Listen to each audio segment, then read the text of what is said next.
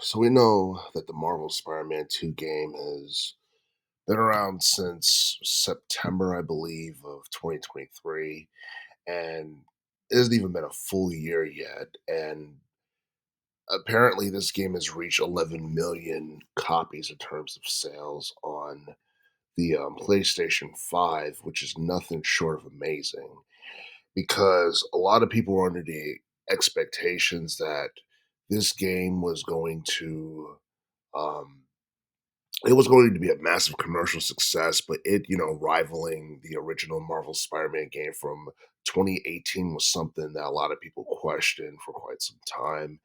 And like the game itself, from the most part, like for a like from a, I guess a standpoint for those who are casuals and those who have been longtime fans of Marvel and anything Spider-Man related, this is very impressive because Marvel Spider-Man 2 basically takes what you saw in the original Spider-Man game and expanded upon it in terms of gameplay mechanics and in terms of quality in relation to cinematic cutscenes and all that stuff.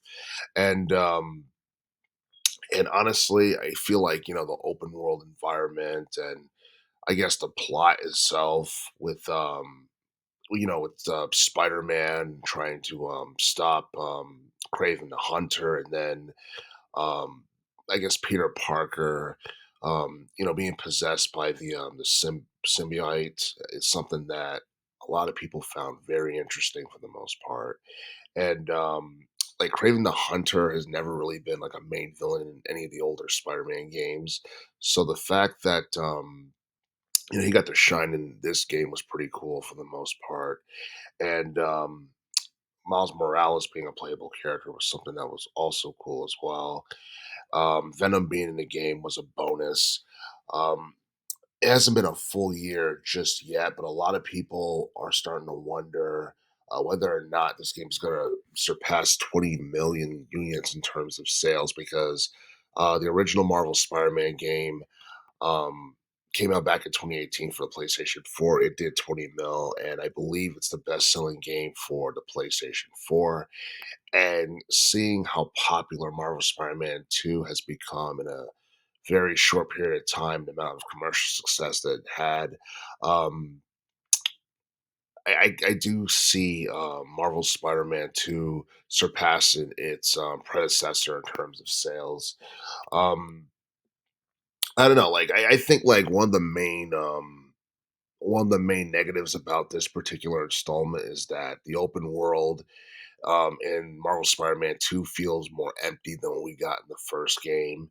And I don't know, I guess like there's a bit of repetition in relation to enemies, and I don't know, there isn't too much variety or anything like that. But for the most part, it's a great game. I believe it got a Metascore of 90, and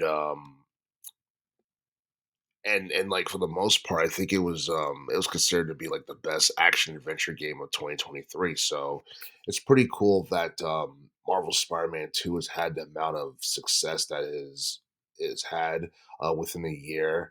Um, I do expect, Sony to do something in terms of adding more DLC to Marvel Spider-Man 2 sometime in the future because obviously they're going to have to try and milk as much as they can out of it before we get Marvel Spider-Man 3, which I have no idea when that's going to be released. Some think it's going to come out for the PlayStation 6 years down the line. Some people feel like it's going to come out a couple of years later after, games like Marvel's Wolverine and, the Blade video game comes out. We still have no official release date for those games just yet.